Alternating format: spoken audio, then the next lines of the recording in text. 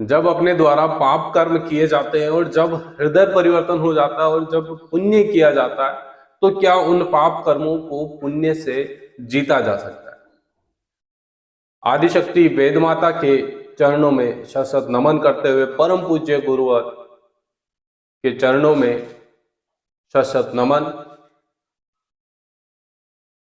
आज ऐसा ही वृत्तांत में लेके आया हूं जिसमें युग ऋषि पंडित श्री रामाचार्य ने अपने एक अनुयायी को कैसे मार्गदर्शन दिया, आइए जानते हैं। नमस्कार, मैं अजय पंडित आप सभी का गुरु ज्ञान उपदेश यूट्यूब चैनल पर स्वागत करता हूं।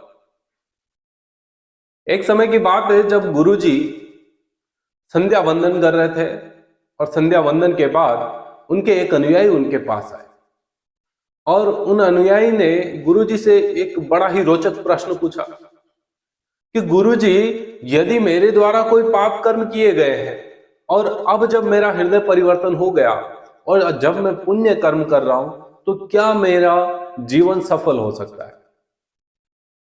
तब गुरुजी ने बहुत ही रोचक प्रसंग बताया। वही प्रसंग मैं आपको बताने जा रहा हूं। मित्रों, गुरुजी ने कहा कि एक समय की बात है, एक गांव में एक बहलिया रहा करता था।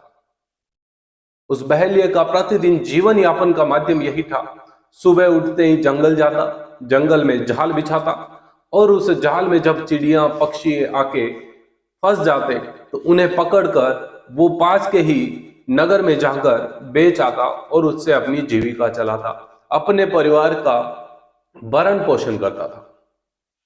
कुछ समय यही नियमित चलता रहा।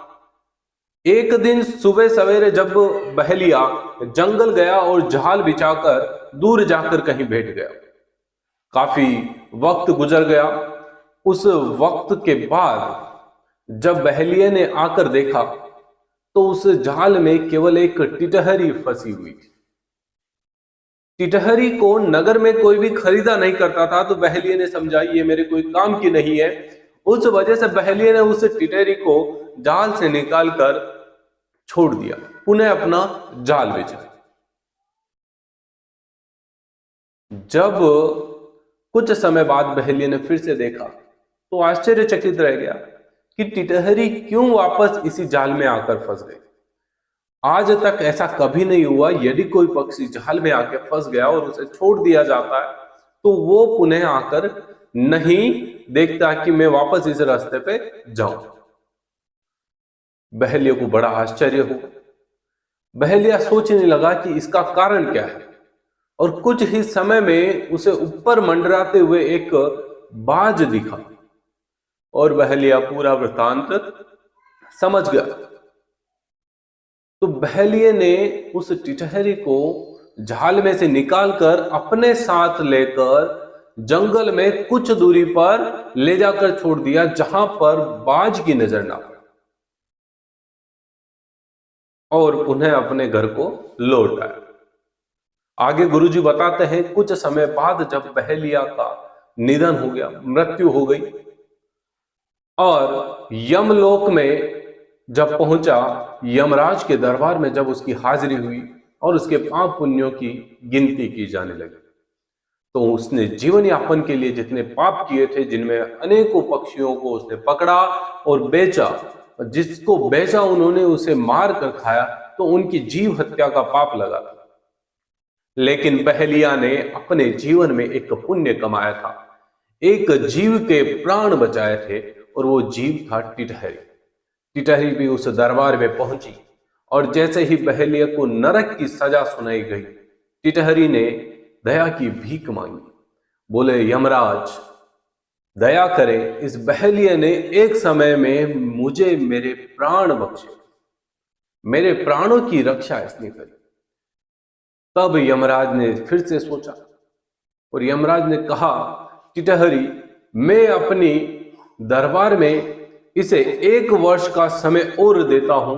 इस 1 वर्ष में जो ये कर्म करेगा, उसी कर्म को आधार मानकर मैं इसे स्वर्ग या नरक भेजूंगा। यह घटनाक्रम जब चल रहा था, बहलिया सब कुछ खड़े खड़े देख रहा था। इधर बहलिया के परिवार वाले अंतिम संस्कार की तैयारी कर रहे थे। शव को अंत्येष्टि पर लेकर शमशान की ओर चल पड़े। चिता तैयार की गई।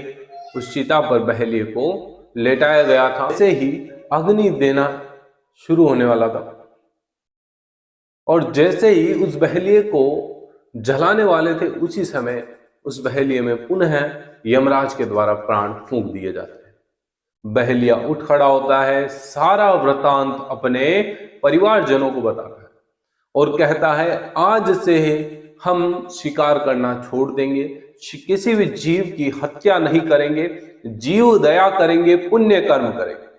बहेलिया प्रतिदिन पक्षियों के लिए दाना पानी की व्यवस्था करने लगा और इस 1 वर्ष में उसने इतने पुण्य किए कि अंतिम समय जब पुनः यमराज के दरबार में पहुंचा, इस 1 वर्ष के लेखे जोखे को जब चित्रगुप्त जी ने पढ़ा तो यमराज जी ने उन्हें स्वर्ग जाने का आदेश दिया। जब ये पूरा प्रसंग गुरुदेव अपने अनुयायी को बता रहे थे, अनुयायी बड़े रोचक तरीके से सुन रहा था। अंत में गुरुवर ने पूछा, अब तो आपकी समस्या का समाधान हो गया होगा। अनुयायी ने गुरुवर के चरणों में प्रणाम करते हुए कहा, गुरुवर, आपने मेरी सारी उलझनें मिटा दी।